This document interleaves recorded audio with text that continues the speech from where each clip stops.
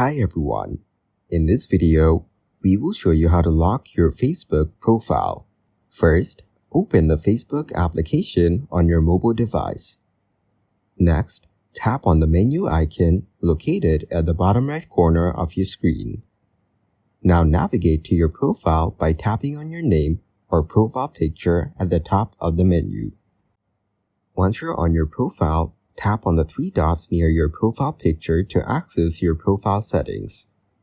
Now, look for the option labeled Unlock Profile and tap on it.